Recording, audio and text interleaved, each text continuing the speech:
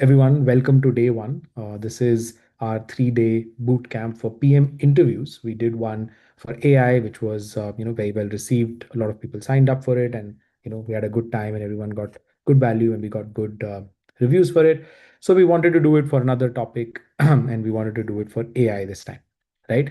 By the end of the session, the outcome that I'm expecting you to come up with is that you should be able to walk up with four things, right? And four very clear things that you should be able to walk up with.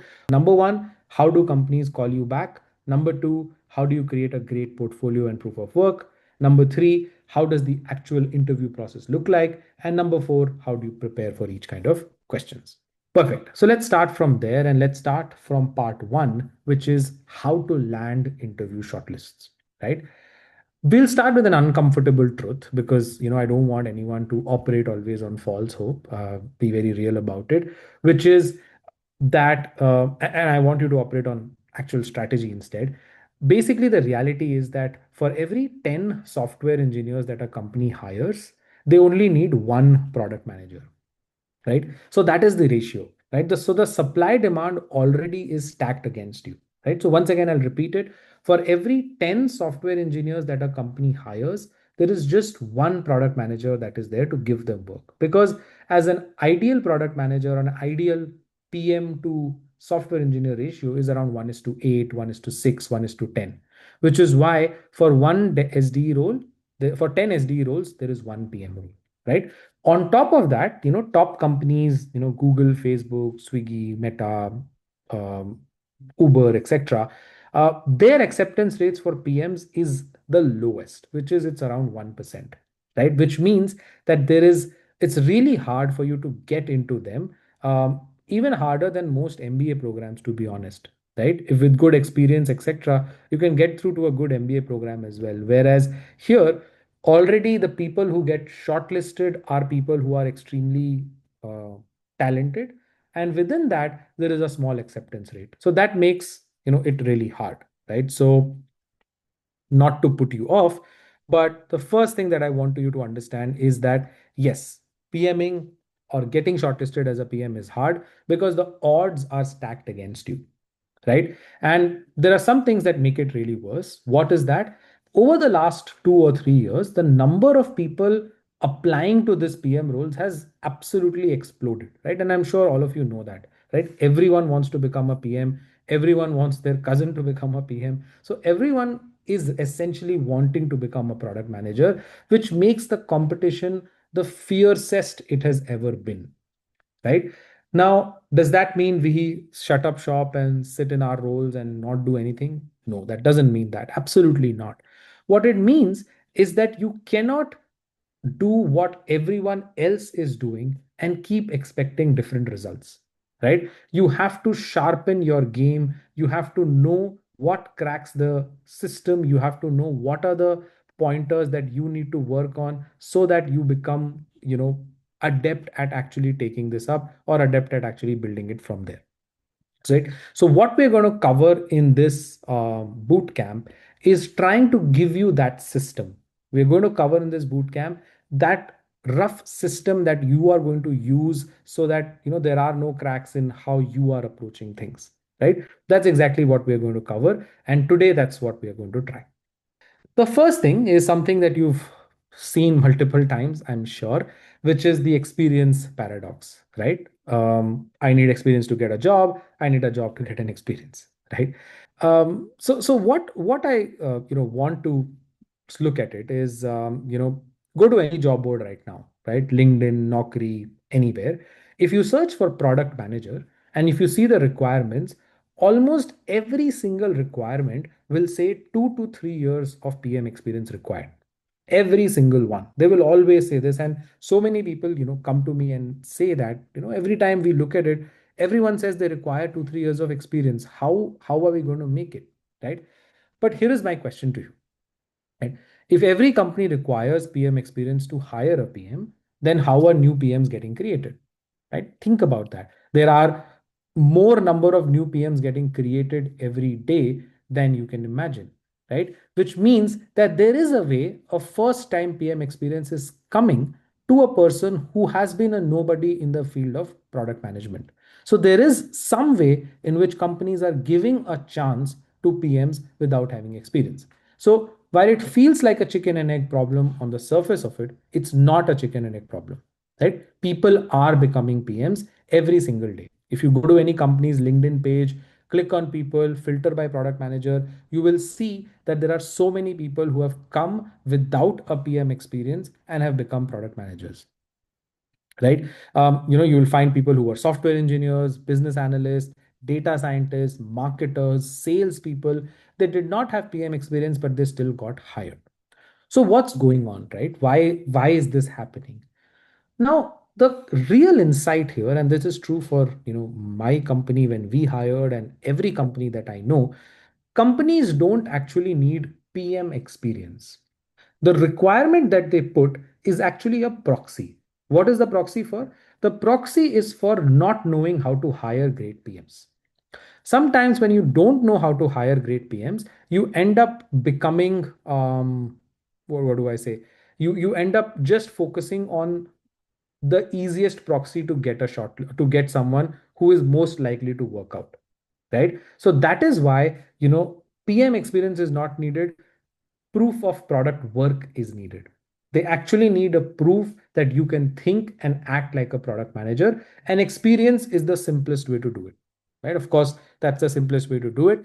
And that's something that I would recommend as well. Of course, how you do it is something I'll talk about it as well. But that's one of the most straightforward ways, right? Your job, and you can take this as the core takeaway of this entire boot camp as well, is that you have to find ways in which you can prove to other people that you know product management. Now this can be through great interview prep, this can be through unbelievably good product proof of work, this can be through an outstanding portfolio, an outstanding LinkedIn presence, could be anything, right? Because the job description that the companies put is actually a wish list, it's not a checklist. And I cannot emphasize this enough, because I've seen it happen really in so many use cases, including our own company. The essence is that you have to give people a reason to bet on you. That's pretty much it, right? You have to give the reason, you have to give everyone the best version of you, so that they can take a call and say that, yeah, this is the right person to take a bet on, right? So that is the first thing that we have to understand. And from there, we will now move to the crux of today's session. And the first thing we're going to talk about is the 5 channels to get shortlisted, right? And we're going to talk about the first channel of that, which is LinkedIn, right? Now, let's get a little tactical, right? I'm going to give you these 5 channels, and we're going to all, and you have to understand that to get that role, you have to work on all 5 in parallel. So it's not like you can just bank on one, two, three. All of the 5 are equally important. So you have to work on all of the 5 and understand that job search is just a numbers game, right? You have to increase your surface area by adding as many methods to get a shortlist as possible, right? So channel number 1 is LinkedIn, and most people don't use it. Some people know it, but most people don't, because there are a lot of YouTube videos on this hack. But if you don't, I'll repeat it. Go to LinkedIn search bar, type these exact words, "We are hiring," right? And then hit the filter for people. So don't filter jobs, filter people, right? Most people filter jobs on LinkedIn, but instead you filter people. So what happens when you do this? What happens is, when you see a list of people who have "We are hiring" in their headline, these recruiters, HR, hiring managers, they are actively looking for candidates right now. Because imagine, why would you as a recruiter put "We are hiring" on LinkedIn openly?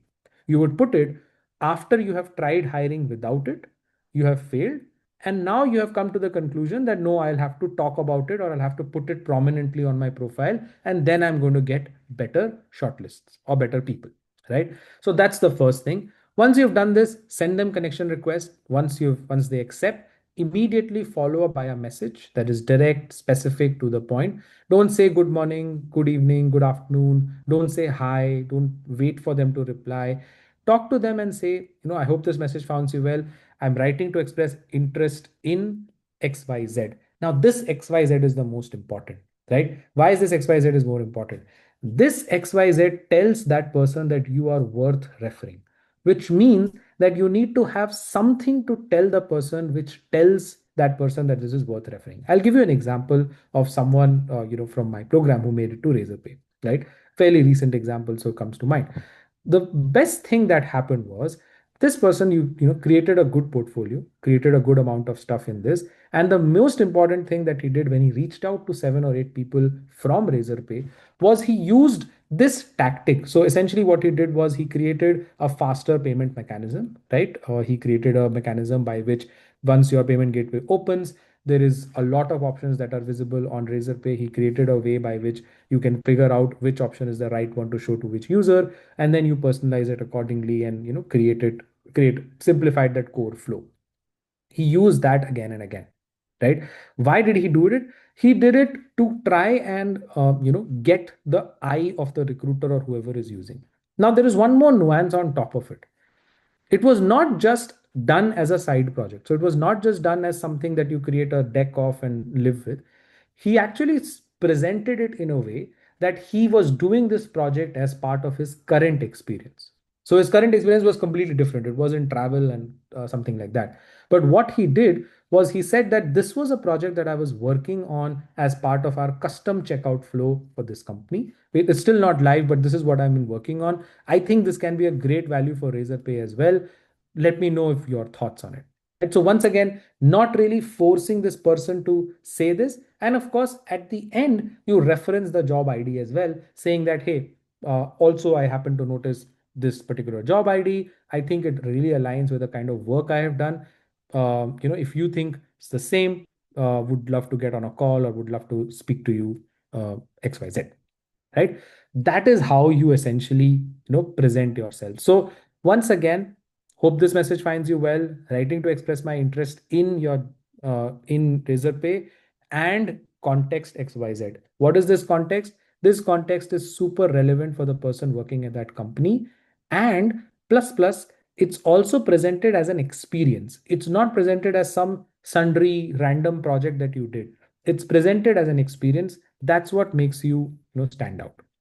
Of course, you don't have to lie about it. You have to actually do the project to talk about it. But you can always say that this is a recommendation that you were working on. This is aligned with what you were working on, right?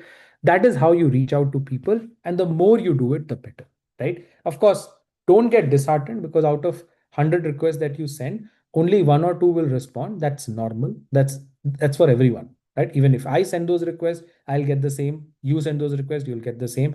Everyone hiring for roles is going to get the same, right? So that is the game. So don't take that personally. Don't give up after 10, 20, 15, 30. Keep going, right? And that's how the percentages work. If you do this XYZ that I told, which is if you align your experience and showcase projects that you've done, the chances of 2 out of 100 become 5 out of 100, 10 out of 100, 20 out of 100, so on, right? So that's channel one.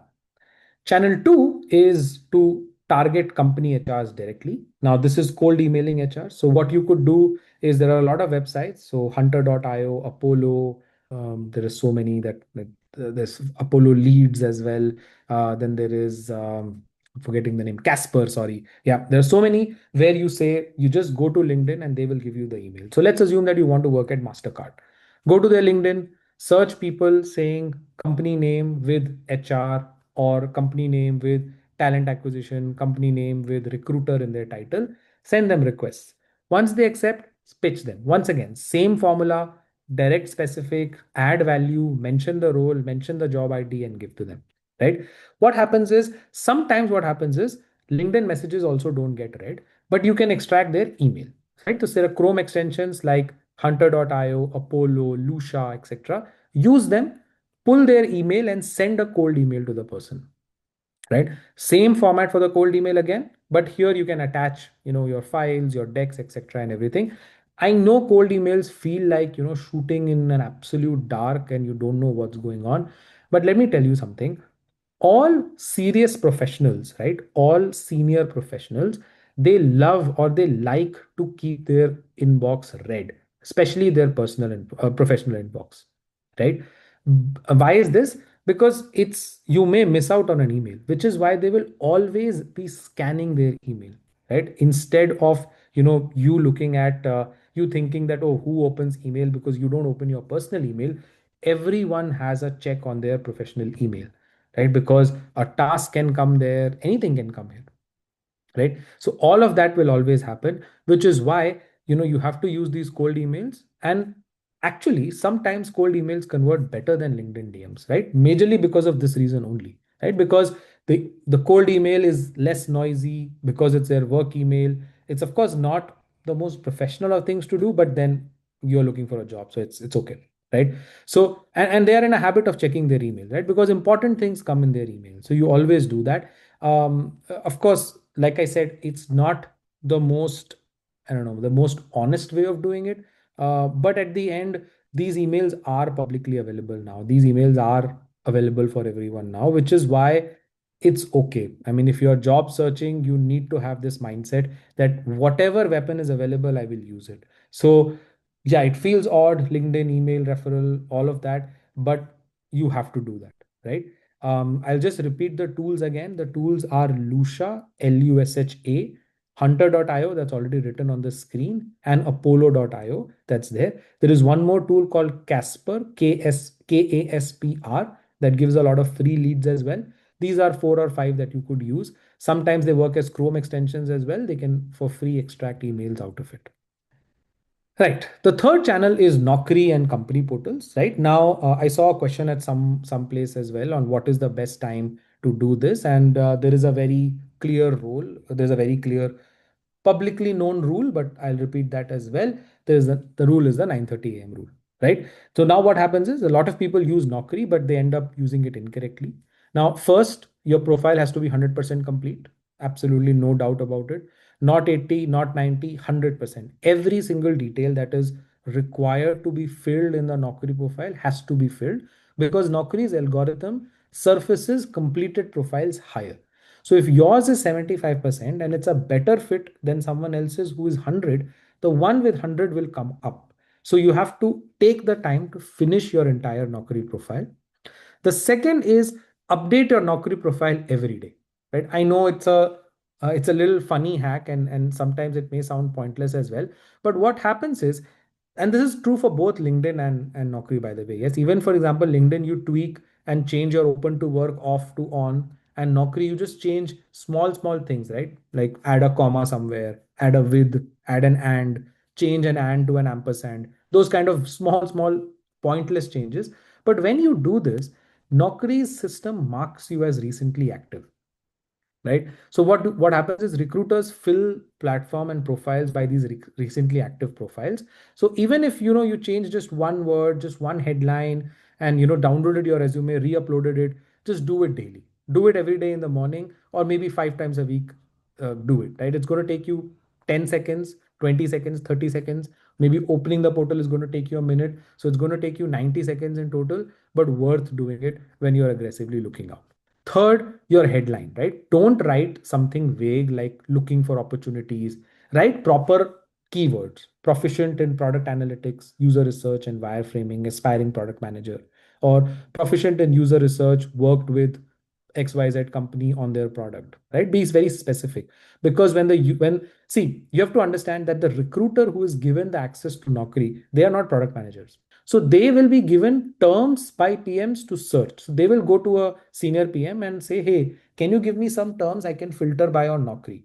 And what would the PM do? They would say, you can write product, you can write user research, you can write mix panel, you can write Jira, you can write Scrum, Agile. They will give you all these keywords. And that is what this person will do. They will blindly go and type user research.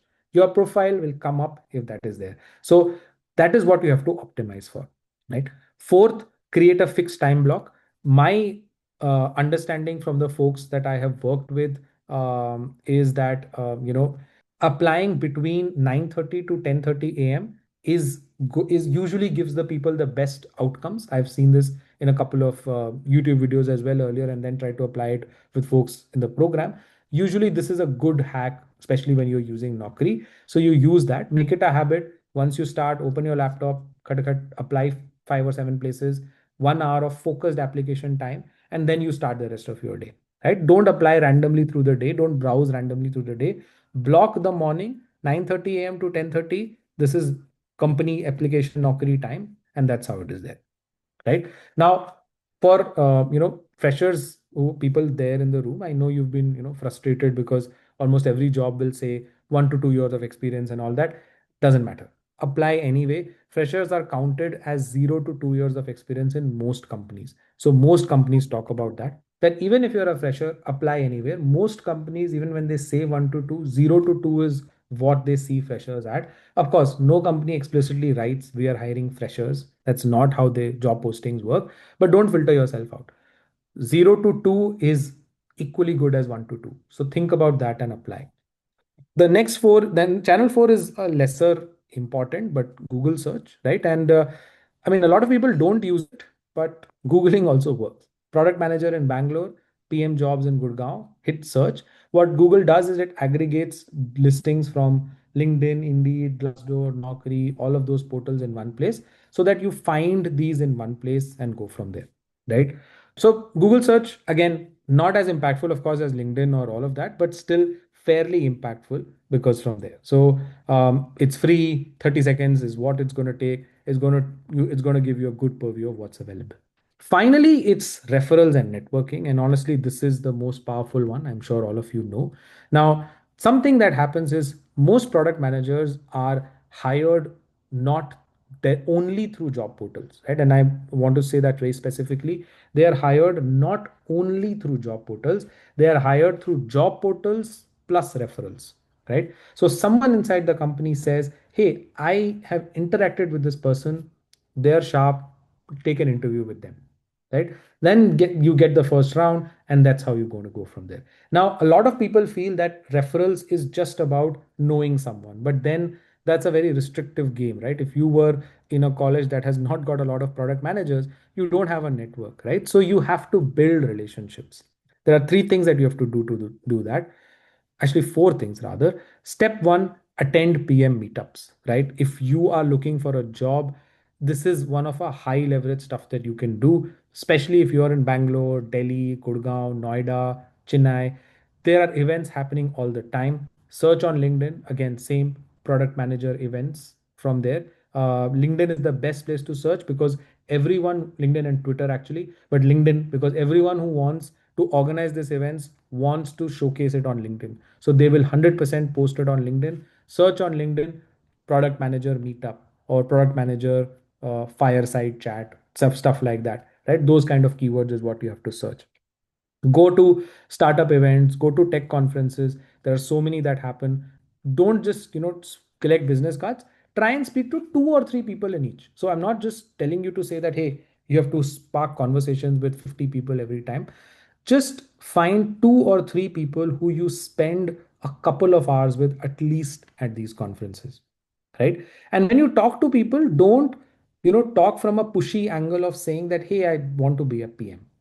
Again, go back to the original stuff, which was show them something that, hey, I built this small app that does this, right? Hey, I built this small change in Razorpay's flow that does this, right? I did a small tear down of your company. Here's what I found, right? Going with this proof, going with this portfolio is so important, and it's 10 times more powerful than giving a generic I am passionate about PMing and all of that. Because passion, everyone claims, right? Everyone says they're all passionate. I mean, all of us are really passionate about PMing, which is why we're all here. But at the end, we don't have to stick only on that, right? We have to work and showcase some proof. Finally, step three, and this is the play on LinkedIn, don't cold DM asking people referrals. I think I mentioned it earlier as well. Engage with their content, right? So when you see someone who's put hiring, put some comments from there, right? Put some stuff in terms of what do they say, how do they talk about what you like about them, what you don't like their post, leave some comments. Basically, what you're trying to do is subconsciously you are hovering around their mind. And then when you DM them, they already know you as the guy or girl who keeps interacting with their post. And there is an exponentially higher chance of them replying, right? So that's a smart play of LinkedIn, which is why if you see profiles of people who have a good network, who post, who are hiring, try and engage with them. Don't see the hiring post and then quickly rush to the DM and say this. It's okay. Anyway, no good opportunity is going to get closed in 5 days. You have 7 or 8 days before you can warm it up. And after a point, when it becomes a habit, most of the people, most of top PMs who are active on LinkedIn, you're going to work with them anyway, right? So that's how you should focus on that, right? And one thing that I think I see it on the comment as well, CEOs at early stage startups are always hiring, right? They are always hiring. It's they may not have a post, they may not have a public post, but if they meet someone or if they see someone with hustle, with initiative, with intuition, good energy, they will create a position for you. I've seen it happen so many times. I think Keshav just dropped a message that says the same thing, which is, uh, there was a founder of a D2C brand, and they sent a DM to them saying something. They replied, they have an interview schedule on Monday, and so on and so forth, right? That is what happens, right? If you are in the vicinity of early stage founders, you can actually make this happen. I've seen it so many times. The power of just showing up and being genuinely interested in a CEO's work, in a founder's work, is amazing, right? And don't go with a generic saying, hey, if you give me a chance, I can do this for you. Because you have to accept that you are the person who's requiring to do this, which is why you have to understand that you have to do something for that person and do this. A lot of people, being me as well, in terms of, hey, I can help you do this with Ayuda, or I can help you do this with Vyapar. My honest take on that is always that, hey, I don't have the time to, or most people don't have the time to actually sit and spend that time with you to understand what your idea is and then evaluate it. You have to understand that. You have to give me, hey, this is what I've done for you, right? It's great. Do you want to check it out? And there is no founder that's not going to be interested in it. I mean, Vyapar's founder, I've seen him get DMs with feature ideas, product ideas, which he forwards to me immediately because they seem nice. And we've had interviews conducted for people who've come up with these kind of directions. And I've seen it so many big companies do it as well. So reach out to CEOs, solve some of their problems, and build it from there. That's the best way to do it in this kind of scenario. Right. So those are the 5 ways in which you can actually reach out, or those are the 5 channels in which you could actually reach out. I'll repeat it once again. You have the LinkedIn search hack, you have the cold emailing HRs, then you have, sorry, the Naukri, then you have the aggregators, and then you have the startup hubs. Right. So that is how it's going to go from there. I think Priya has a very interesting comment. I hope I'm audible. I think I'm audible to most. She that she did a quick audit of a product being soft launch, and then she commented my views on the founder's LinkedIn post, and now her interview is going to happen next quarter. So great, right? That's what I'm talking about, right? Solve things and it will show up, right? That's how you have to think about it. Right. Now we're going to talk about the 5 fastest ways of making all of this happen, right? Now, beyond these 5 channels, right? Let me give you 4 actual pathways that so many people in my program or in general have used to break into PM roles. I'll try to not keep it theoretical. Like I said, these are real paths that people have taken and have been able to convert it. What are these? Path one, internship to early stage startup, right? Easiest entry point. Early stage startups don't want an MBA. They don't care about years of experience. All they care about is one thing, your impact, and can you hustle, right? So trying to reach out, and beauty is that you don't even need to join as a PM or as a product person. You can join as anyone. You can join as ops. I mean, I was hired as an operations person at a startup and then moved to product management. So you can join as an ops, marketing, business, intern, whatever, get into the company. Once you're inside, volunteer for your work. I mean, I was just recording a podcast yesterday for my YouTube channel with someone who is a senior PM at Swiggy now, and he said the same thing. He went into a startup which was a tech startup, and he went into an operations role. He was doing everything. He was automating stuff. He was managing sales, salaries, and payrolls and all of that. So far away from PM, but then when the opportunity opened, because he was the most enterprising person in the entire team, he got that opportunity, right? Once you have, got that inside, once you're inside, go to the CEO and say that, hey, I've been handling operations, I've been doing marketing, I would love to help you with product as well. I'm fascinated by product. Can you help me with this? Right? Most founders will say yes with a maybe, right? They'll say, okay, you have nothing to lose. You're volunteering to do it on your additional time. It's adding more value to my company. Why would I say no? So most founders will say yes, and then you have a chance to break in. You do well at two projects, you get hired. That's exactly what happened with me. I was hired as someone who would manage operations for teachers, and it was an edtech product, of course. And then I built a product that helps hiring those teachers. It had a test, it had people who can add their subjects, can get evaluated, and all of that. And seeing that product, the PM team reached out to me and said that, hey, this is something that is really interesting, would want to understand your thought process. And then I pitched in saying that, hey, I've been handling this. I feel if I build products, I can have a strong understanding of it. And that's how it worked out, right? So enter and then move from there. I've seen QAs, marketing, software engineer, so many people who join and transition to PMs at startups because founders are very, very okay to give you a shot.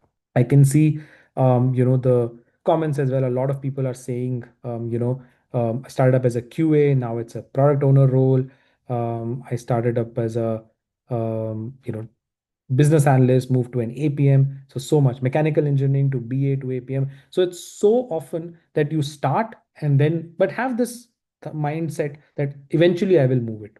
Second is the part two, which is internal transition at your current company. So if you're at a large company like Amazon, Atlassian, Flipkart, internal mobility is very easy. If you're in people, companies don't want to lose you. So start volunteering for PM adjacent work, shadow PMs, tell them that, hey, is there a new feature coming in? Great, let me do the user research for this one, right? Or let me write the PRD for you, right? I'll write the PRD and you review it. It'll help you, right? Start doing the PM work. Don't wait for the title to come in. Start doing the sum of the work at your company, and then go to your manager and say that, hey, 70% job of a PM I'm already doing, right? Transitioning me internally, I think is going to help my career. And also, I'm going to do much better at the role that you're hiring for because I already know the product, the market, the team, and everyone. It's a great argument to get you an interview. Once, of course, an interview is done, you then have a great chance to convert it. But that's how you have to look at it, right? Of course, if a direct PM role is not available, try and go for adjacent roles, program manager, business analyst, technical PM, get that role, do it for a year or so, and then pivot into PM, right? Always have this stepping stone approach. Final goal is PM. Right now I'm here. This is how I'm going to move. Third is build something yourself. I mean, this is the favorite because you are in control. I did it and worked out well. Build a product, build a startup, build a small side project. Even if it is fails, the fact that you built something means so much on your resume. I cannot emphasize it enough of how much companies love ex founders as product managers, right? I know someone who's working at Servam right now, the AI company, and he started up in a company that didn't work out, but then he moved to Swiggy because they loved his ex-founder experience, right? I another know person that actually started an online teaching business, right? They started it in college, and that was what got him into edtech, right? So build something, and also it's a lot of fun as well, right? Now with AI, lovable, so many things available for you. It's a matter of time when you can get something up and ready. Dedicate time to it. Learn marketing, learn how you go from there and try to build it, right? So many founders, so many CEOs love ex-founders because when you have showcased that, hey, I built the product, I marketed it, I got 500 users, I got 100 of them to pay for it, then I did not have the money to go take it further. That's a very compelling story. Yeah. So founders love that, right? They love people who've come with ownership, and the narrative is amazing, right? And you don't need to build the next Swiggy. You don't need to build the next. Even a YouTube channel is great, right? For example, you building a YouTube channel talking about one small problem, one small marketing, one small. I mean, one of the people in my team right now is he creates some great content. He creates great content for college students, right? And we loved that about him when we were interviewing them. We loved the fact that he was so good with his stuff and his enterprisingness, right? So you don't need to build the next Swiggy. A small app on Lovable, a website built on is absolutely good. What is important is you found a problem, you were good enough to build a product for that problem, you were good enough to actually present that, market it, and get some users. you are good enough to understand the nuances of it, that's more than enough, right? Finally, make a lateral move. So networking and then making a lateral move, especially in Bangalore, Delhi. Attend every event, right? Show your portfolio, let people see your work. When a CEO remembers you, or 3 weeks later, when a PM position opens up, you get that call before everyone else, right? So always try and do that. That is something that is really true. Right. So now that you have understood that we have, understood the channels in which you can reach out and the paths you have to make in to the PM, finally, in the part one of what we are going to do is how to land interview shortlists, right? So that final part is how do you create a great cold outreach, right? So let me give you some examples of a good cold outreach. Like, right, I said, a lot of people overthink and write a lot of things there, but the basic formula is, hi, I came across this role at the company with this job ID. The opportunity strongly aligns with my skill sets. Now, specific skill one is the thing that you have done with their company in mind. Specific skill two is also the thing that you have done with their company in mind. Very, very important. This skill one and skill two cannot be, I am good at user research. It has to be, I did user research for Razorpay, and that is why we did it. I did user research for PayU and we found these gaps. I did a tear down for your company and these were some of the gaps that I had. Right. So that is what your thing will be. And then happy to share my portfolio, etc. That's it. These 5 lines, no fluff, just a standard. Hi, I hope this finds you well, and I've always admired your, no, none of that, right? Just basic. Came across this. Talk about the value you can drive. So the person reading it is busy, they immediately see the value. If they have to say yes, they will, otherwise they will not. Once again, 100 out of 1 will reply. The skill set, as and when better it gets, the chances of getting reply increases, but that's how you structure it, right? So, three basic rules: always include the JD, makes their life easy. Mention specific skills. Don't say passion, don't say user research, don't say I know Jira. Talk about work that you have done aligned with what they want to see, and then use that. And three, follow up once after 3 or 4 days, right? Don't follow up again and again. One time after 3 or 4 days, one more time after another 3 days. That's it, right? 7 days is your bandwidth. After that, if they have not replied, it's okay. Let it be. If they come back, you would reply. That's fine. Just move on to the next 100 people, right? That's absolutely fine, right? That's how you should look at it.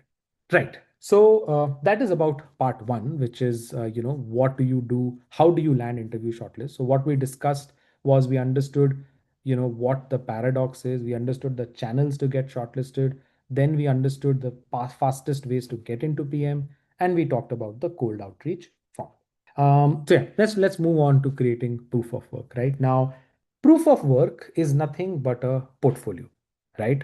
Which is essentially why a portfolio should be there. So let's start with this, right? So this is part two, right? This is the part that actually separates from people who get the interview versus people who don't. I saw a message on chat which says that, hey, I got a referral, but still my portfolio didn't get selected. What am I doing wrong, right? So that's what we'll talk about now, right? Why do you not get shortlisted, or what's the difference?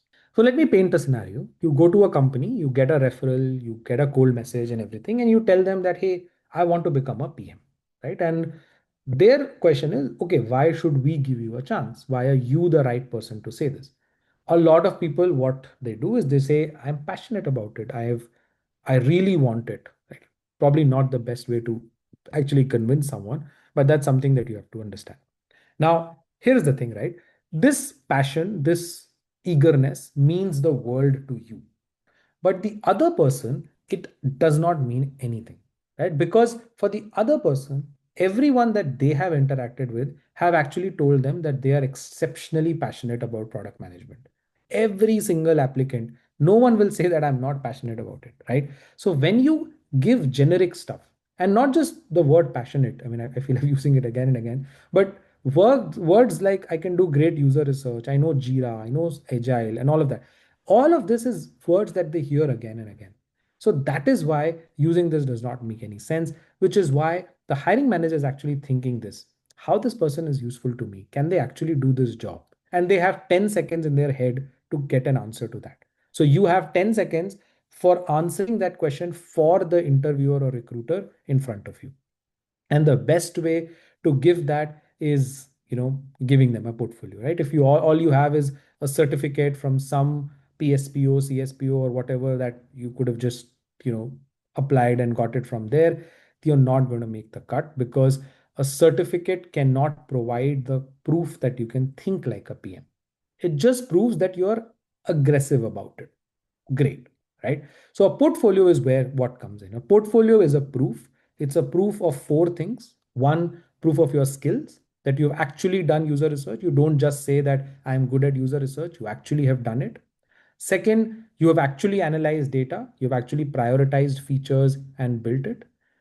Two, the proof of your product thinking, which means that you can frame a problem correctly, you can link it through user journey, you can come up with structured solutions. And three, the proof of your work ethic, right? That you have done this on your own. Nobody assigned it to you, nobody wanted you to do it. You did it on your own because you wanted to learn. And four, this is real passion, right? When you have taken the step of finding something and actually converting that into an actual case study, website, deck, etc., it actually is passion, right? Without your portfolio, you just look like every other IT professional who's trying to switch into PM. But with a portfolio, you start standing out, right? So once again, four things: proof of skills, proof of product thinking, proof of work ethic, and proof of passion, right? Those are the four things. Now, one more important thing that you can do to top it up further is that when you create the portfolio, don't create generic ones. Create a portfolio which you can use as part of your existing experience and build it. So for example, instead of actually saying and creating a portfolio that is randomly on Swiggy, when you are applying on a company that is in fintech, try and have a fintech related case study and create it in a way that it aligns with your current experience. Just like the Razorpay example I gave. Present it like, hey, this is actually something that I picked up on my own for my company, and we are still evaluating. I'm still trying to figure out a way to get it done. Or this is still in the discussions. When you do that, it's not a side project anymore. It becomes a proper central project for you, right? So that is what you need to do from a portfolio perspective. Now, let me try and address the portfolio paradox, right? And the portfolio paradox is very simple. The fact that the same portfolio cannot be created for an APM, for a PM, and for a senior PM, right? So there are different portfolios for different roles that you can do. And this is a mistake that people make all the time. Everyone says, add a case study, add a product, your portfolio is done. And this is a big problem because, an APM has a completely different work than a PM. A PM has a completely different portfolio than a senior PM. So, for example, let's say if you're applying for an APM role, and if your portfolio or your pointers, they actually mention that you have created goals and strategic objectives for the company, doesn't make sense, right? The recruiter is going to say this is unrealistic. What's going on here, right? On the flip side, if you're applying for a director level role, right, and all you have is some UX tear downs and everything, they'll feel, what is this? We don't want person to do tear downs, right? Tear downs are great for learning, but for a director, you need to talk about the strategy you have built. You need to talk about the market level impact that you've created. So recruiters don't judge your readiness for your work as a general thing. They judge your readiness for the specific role you're applying for. If your portfolio doesn't match that level, what happens is it actually hurts you more than supporting you, right? It signals that you don't even understand what this role requires. So a lot of times what people do is they create one website with one portfolio, and that website has that portfolio all the time, right? Now what happens is someone goes through that portfolio, they are hiring for a senior PM, the first thing they see is a tear down, and they feel, the person doesn't even know what they want to show. So it's better to actually point them to specific case studies instead of just a random portfolio, right? Which is why you have to improve that, right? And that's why when, and also another thing is that 10 people are going to submit the same case study nowadays. With AI, making a case study is not a problem. Tear down is a 5-minute thing, right? And everyone is going to watch the same YouTube video, everyone's going to watch the same template, so it's going to not stand out. Which is why you can stand out when you make specific stuff. And even more when you actually make stuff that's aligned with your current experience. So the rule is customize your portfolio for the target level and change it when you apply. Don't be lazy about going with just one portfolio every single time.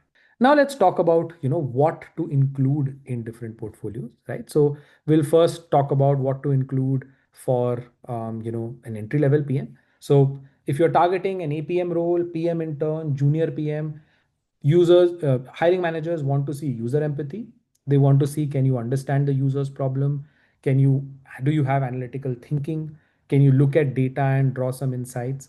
Is your communication structured? And can you explain thinking clearly? Are you ready to execute and get things done? And do you have knowledge of basic PM frameworks and tools? Right? So notice that on this list, what I just said, I did not say product strategy. I did not say go to market planning. I did not say org level objectives and key results, etc. You don't have to worry about that. Right? Don't go there. What you should include is, like you see on your screen, 1 to 2 product add-on case studies, which means product add-on is basically features that you will add on. So how would you add a new feature to WhatsApp? How would you improve Zomato's onboarding? Now, WhatsApp and Zomato can be replaced with a company or the domain you're applying to. So for example, if you're applying to Razorpay, any payment provider's additional add-on is required. If you're applying to a Meesho, any e-commerce player's add-on is required, right? Then 1 to 2 UX design explorations, so 5 to 6 screens so that you understand the user flow. 2 to 3 full-blown PRDs, right? Properly professionally written documents as PRDs. If you don't know, what a PRD is, we'll cover that in one of the later sessions as well. But essentially that, and one full case study, right? Problem, research, solution, metrics, everything included. And again, this linked with the domain of the company you're applying for, not generic, right? Finally, the best and the bonus right now is to create an MVP. You can create it using Bubble, Glide, Lovable, Base 44, any of the AI tools available right now.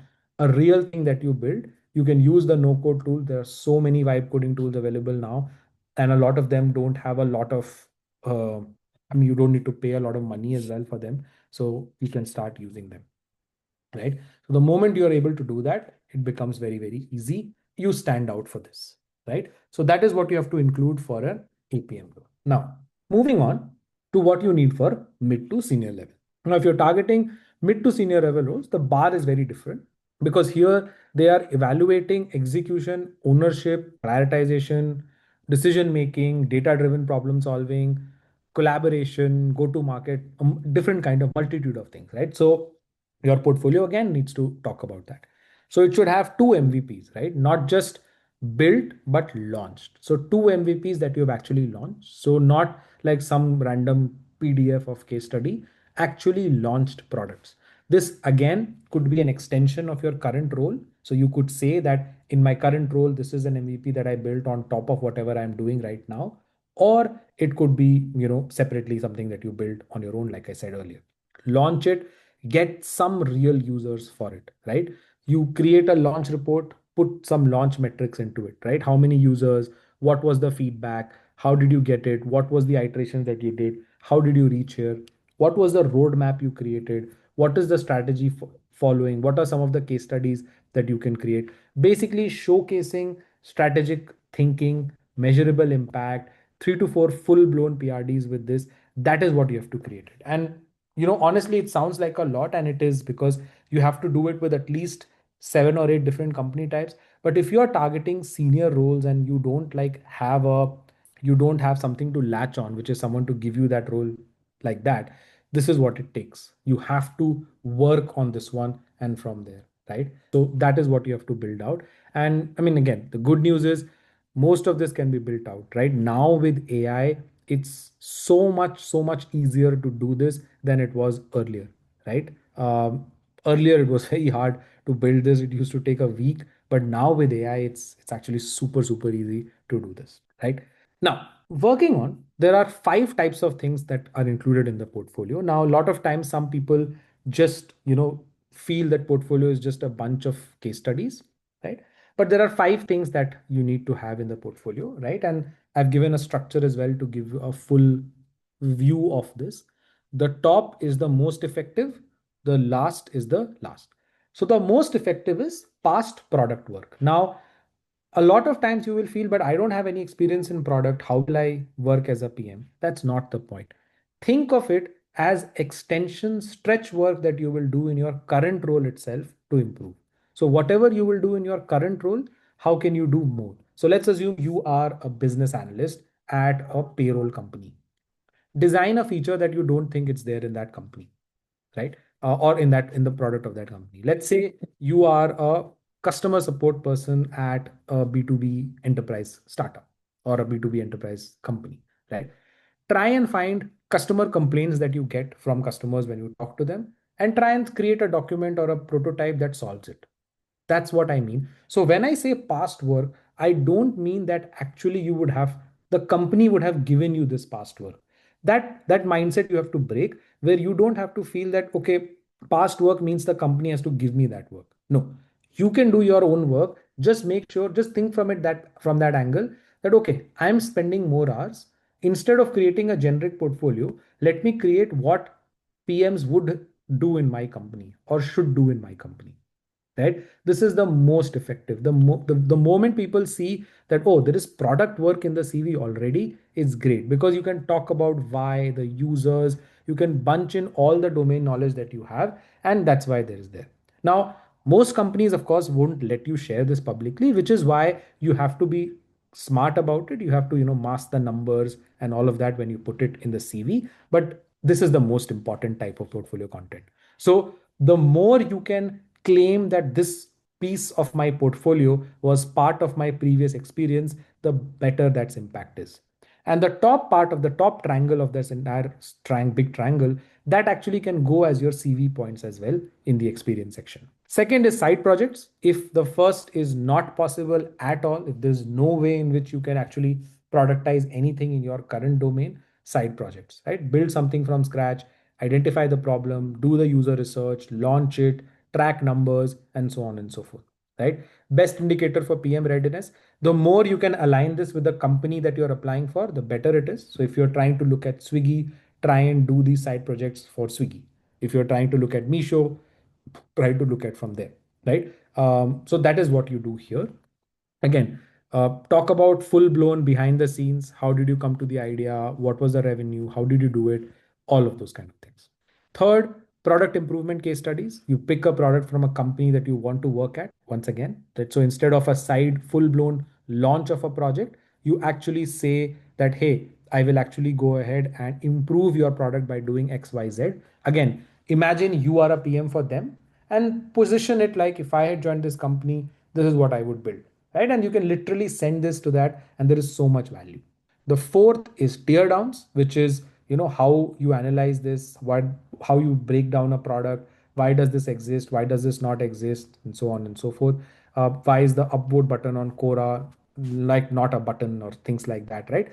Building from there. And finally, blogs and research, commentary, decks, market research, creating a landscape of, your reports, etc. from there.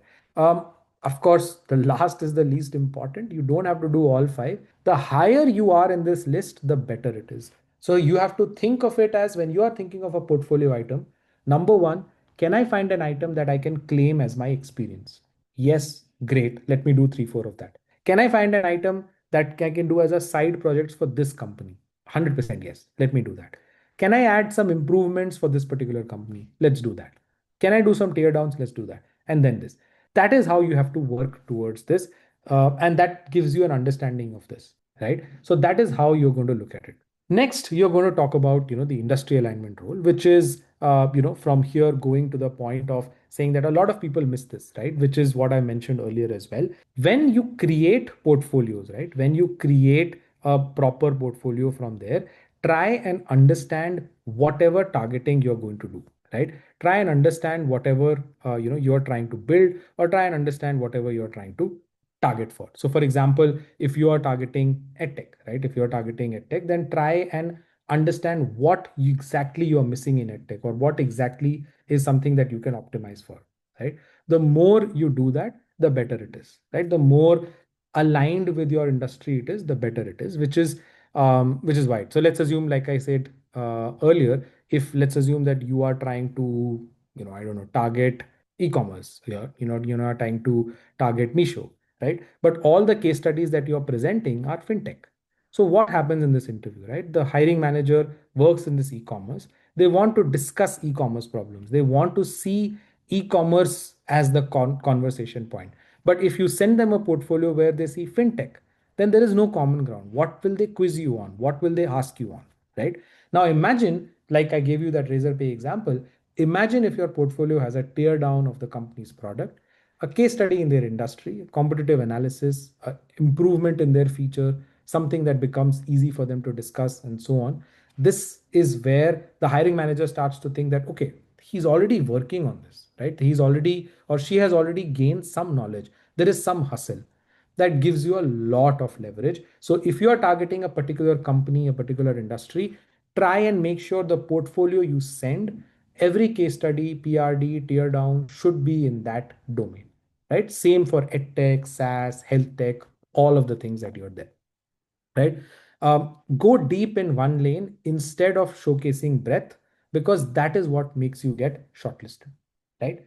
Finally, another caveat, depth over volume, right? Which is, very bluntly, if you have three proper good projects, they are much better than, random bad ones. So I see this mistake all the time, which is, people go ahead and, create 10 case studies and just one pager, two pagers, like, talk about, let's say, Quora and say, or talk about Twitter and say, Twitter is a great news platform. Users ask questions, people give answers.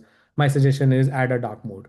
That's actually not a case study, right? You have to actually talk about this from a perspective of building much in depth, right? Talk about saying that, hey, Twitter launched a bookmark feature. This is why I think the bookmark feature exists. This is the kind of users I feel who are going to add, value, who for whom the bookmark feature is going to add value. So this is where now, how does bookmark help in revisiting the algorithm, redoing it? What happens when you accept? What happens when you reject, and so on, right? So that is where you look at it. So don't make case studies, for the sake of it. Don't make case studies just to have volume. Make proper case studies. One case study that is really deep is better than five that are just 2 3 pages, right? So talk about that, right? Or the example that I've given, which is, writing Quora is a Q&A site, or instead saying that, hey, Quora has an upvote site. It's not a like. Why did they pick upvote and not pick like? What did they want to do with an upvote, and so on and so forth, right? If you feel that your case study is work in progress, don't include it, right? It's, I mean, it's better to have less case studies but good ones instead of bad ones and, not working out. Typically in a deck, a good enough length for a case study is at least 10 slides. And if it's a prototype that you're sending on a Lovable or Emergent or anything, then all the flows should work. There should not be a situation where the person going through the portfolio clicks on a button and then it doesn't do anything after that, right? You have to understand that's what you have to look at, right? And of course, finally, I will have to, of course, say this. I think I saw it somewhere else as well. You don't let ChatGPT do your thinking. Don't ask ChatGPT to do everything. Hiring managers are smart. Maybe directly recruiters may not be as smart and they may give it a pass, but hiring managers will immediately know when ChatGPT wrote your portfolio. And now people are even more cautious. They're even more thinking every day that, okay, I don't I don't want to, have someone who's used AI to make this, right? What happens is, I mean, there was an example that I was looking at. There was a career hiring, college hiring that was happening recently, and there was, I don't know, 300 people who filled something, and 80% of them actually had used ChatGPT, right? And they really, and everyone knows it, right? Because the ideas that GPT is going to give you is going to be very generic, right? You already can figure out GPT written content, right? You already can see it, right? So I'm not saying don't use AI, right? I use AI every day. In fact, this PPT is made by AI, but there is a right way and the wrong way, right? The right way is to tell ChatGPT, do some of the hard work, give all of the ideas that you have, give all the structure that you have, and then use this. And I really like using the voice mode, or I really like using tools like Whisper Flow, etc., where you can say things and then it gets dumped on there. If you go to ChatGPT and say that, hey, the starting point is this, that's a problem. You will have to take that call and say that, you have to build that understanding and say that, okay, let me first give all my thoughts and then GPT or Claude can do this, right? So that's what you have to look at it, right? Because I mean, see, if you've just done GPT costs $20 a month. It's not much. They're not going to hire you because you've done that. You build something that is very visibly non-AI, right? Your research, your feedback, the verbatims of what people said, the insights that you got from there. Once you do that, the rest, starts aligning from there. Right. Now that you've, put this portfolio, now you can build this portfolio on a Notion. There are a lot of portfolio builders. Our website also has a portfolio builder. If you want to try that out, you can try that. You can put on Notion wherever is possible. There are n number of portfolio templates available. Just Google Product Manager portfolio template. You will find one. But now the more important thing is where to put it. So first, LinkedIn featured section. So there is a section on LinkedIn called featured. You can put a link there. So pin your portfolio there. So now LinkedIn, like I said, allows you to add a website link right in your profile header. So use that. So LinkedIn's featured section and view my portfolio. Second, resume. Top of the page, right below your name and contact info. Heading should be product portfolio and then underlined with a link. The ATS will not click it, but any human reviewer would. The ATS anyway is not going to go through the portfolio. That's fine. Third is every cold DM, every cold email that you send, all of them have to must have a portfolio, every single one of them. So include the portfolio link.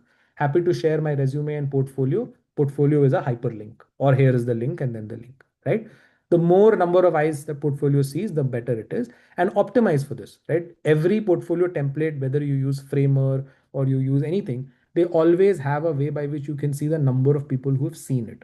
So optimize for that, right? Second, last is host it, right? Properly host it. Use Webflow, Notion, WordPress, basic SEO. I mean, good thing is that for a lot of Indian names, right? For example, if I see there's someone who said Animesh Mishra posted a comment. Animeshmishra.com is going to be available most of the times, right? That's a great, I mean, good thing about Indian names. Not a lot of them are taken. So it's going to take you maybe 2000 rupees for 3 years, or if you take like 1 year, it's going to take you 200, 300 rupees or something like that. Take that website, right? It's not just for today. Even later, if you want to do something from that website, it will be useful.